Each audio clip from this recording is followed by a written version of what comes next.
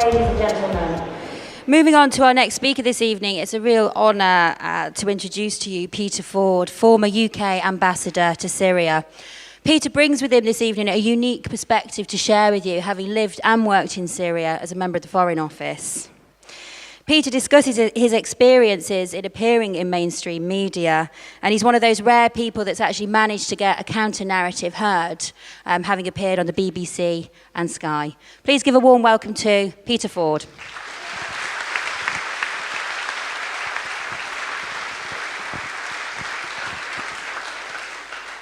Thank you, thank you. First of all, a declaration of interest. I am co-chair of the British Syrian Society. There, I've said it. It's out there. The Daily Telegraph can't smear me again, as they tried to do a few months ago.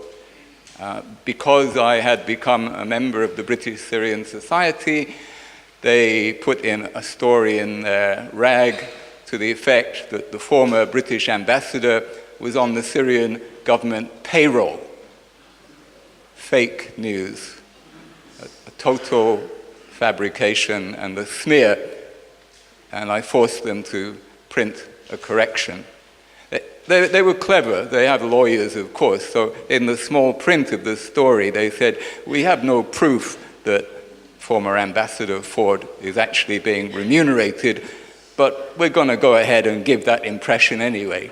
Well, I don't get one penny for voicing my opinions about Syria or anything else. I say what I say because that's what I feel. And that is not true of most of the talking heads that you will see in the mainstream media talking about Syria. Most of them are on somebody's payroll, and it's usually, if it's not the British government or the American government, it's on the payroll of one of the Gulf countries. But they are rarely, if ever, asked to declare an interest. The reason the Daily Telegraph tried to smear me was that over the last 12 months, I had a little bit of success in voicing an alternative opinion about Syria. I managed to secure appearances as a so-called expert on breakfast shows, BBC, ITV, Sky. This was when especially Aleppo was top of the news. So the British government and the Daily Telegraph couldn't bear to hear an alternative voice being heard. So they tried to undermine me. But Aleppo is actually a very important case to consider here because of the prominence that the whole story of Aleppo was given compared to the prominence that was given to the equally, if not more serious, siege in Mosul. That Iraqi city was besieged also for months on end. The numbers of civilians fleeing the city or killed or injured was far greater than the equivalent numbers in Aleppo. But did our mainstream media put Mosul top of the news for months on end? Of course not. Did they give much coverage at all to the hospitals in Mosul that were bombed? Barely a word. Did they, on the other hand, give prominent coverage to the fact that the jihadi fighters were ISIS? And did we not see endless pictures of those ISIS people whenever there was a bit of coverage about Mosul? But there was, in the case of Aleppo, the opposition, the rebels, were virtually invisible. They were airbrushed from the pictures. We rarely, if ever, saw any of the people who had actually been controlling the civilian population of Aleppo for about 3 years. The closest we got was when we saw the notorious white helmets, those auxiliaries of the jihadis. And we will hear more about them very shortly from Vanessa. We also saw the citizen journalists, also auxiliaries of the jihadis, with miraculously wonderful Wi-Fi connections when nobody in Aleppo, other than them, could get a signal. They had better signal than me in Manchester. Of course, because they were in Istanbul or southern Turkey. Fake news. But the main point I want to emphasize here is that the Western media, by selection of what they reckon is important, of what Western governments reckon is important, by giving this prominence, they make you think that something really big is going on here and something really heinous, really terrible is going on here. But when they want to downplay something, like the suffering in Mosul, well, the obedient media just take their cue from whatever government spokesmen are saying. A special word, not of praise, but of condemnation for defense correspondents here.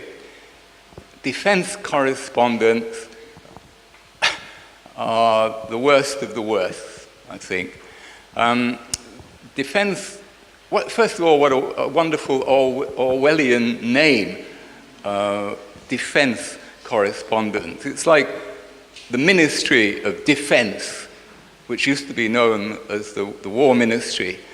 The Ministry of Defense is just the War Ministry with a better publicity agent. And this is what Western governments do, not defense, attack. Successively, Afghanistan, Iraq, Libya, Syria, etc. But defense correspondents invariably quote sources, usually unnamed. They're spoon-fed stories by the Ministry of Defense or the Pentagon, and they present it uncritically, virtually without exception. Whenever I see a story which is bylined by a defense correspondent, I reach for my gun, as it were.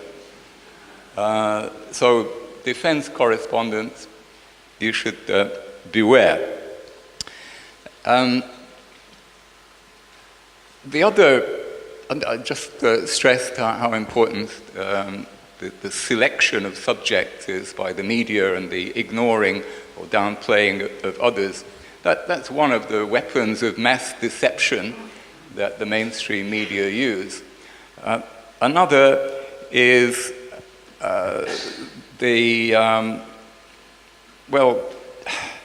forgive me, the choice is so great, and I don't want to repeat what's already been said by others. But slant and distortion is, of course, another favorite technique, the use of emotive or misleading vocabulary, the constant reference to the moderates in Syria, never defined, and apparently applied to basically any group which will accept Western arms and Western direction. But most of the mainstream media will simply regurgitate this. And there is no questioning of the extensive aid that the British government have been giving to these so-called moderates. It was recently revealed in Parliament that the British taxpayer has donated more than £200 million in a period of 3 years to the Syrian armed opposition. Think about that when you get your next paycheck and you see the tax that's been taken out. £200 million. And much of it has been for propaganda. They call it information training. The kind of thing that you've seen on screen, that's the kind of information training they get. How to fake news and manipulate us, manipulate public opinion. I want to turn to something a bit controversial now, and the way we're manipulated over terrorism, how we are served a story here. Whenever there is a terrorist incident in this country, the media always present it in the same inadequate way, without context. They give us in more detail than we really want to have about the injuries, about the techniques, about the risk of it happening again. But you will wait in vain for any commentator to address the question of why. Why is it happening? What's the motivation? It's presented as though, well, it was like a hurricane or an earthquake, stuff that just happens. No examination of how actions by us or by our elected representatives might have produced blowback. Obviously, I'm not condoning, on the contrary, totally deplore the vile acts of ISIS, but these are acts of revenge. They are bombing us because we've been bombing them in Iraq and Syria. The truth is out. But you'll wait in vain to hear that from the mainstream media. No, they will present every incident, and I guarantee it will be the same with the next one, the inevitable next one. It will be presented like a forensic crime scene. All they're interested in, all they want you to think about are the victims, the methodology, who done it, and will they do it again, but not why did it happen, and do actions have consequences? Do the actions of our government not bear some responsibility for what is happening? I would have respect for Mrs. May if after one of these incidents she said, look, I know it's dreadful what's happening, but I really think that our sacrifices, or rather your sacrifices, Londoners, are worth it, because that's the decision we've taken. But no, the government doesn't even try to address that question of whether the sacrifices are worth it, and the media never call the government to account. Mark my words, the next time it happens.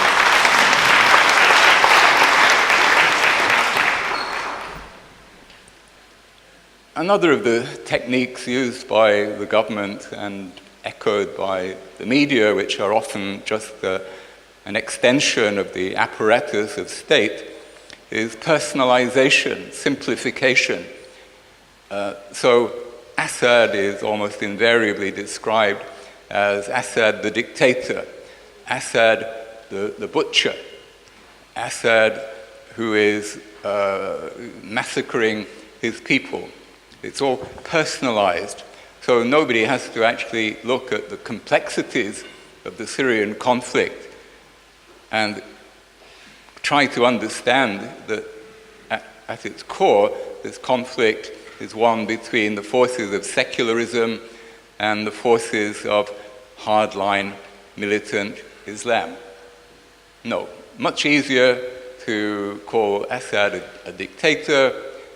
No need to examine the circumstances of Syria and adjust our own approach accordingly. I'm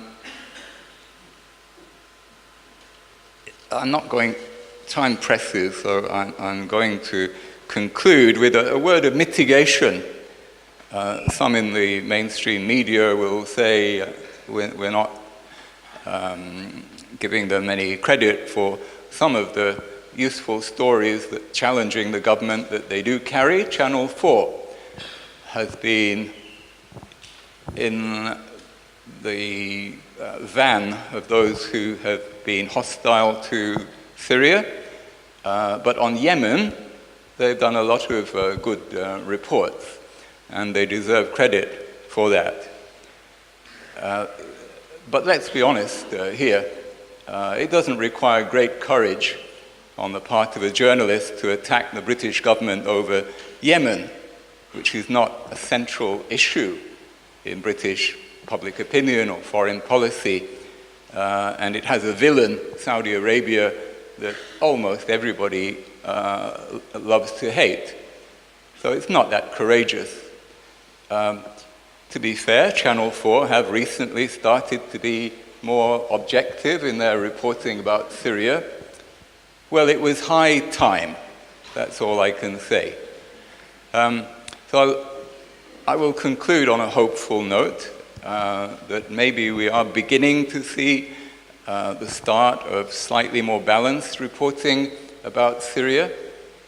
We're starting to see some questioning of American motives in particular. We must be thankful to President Trump for having forced us to question American policy on Iran. Even the European countries have joined the opposition to what Trump wants to do on Iran. So there is some hope, but in the meanwhile, please continue to monitor the alternative media, and particularly Patrick's 21st Century Wire. Thank you.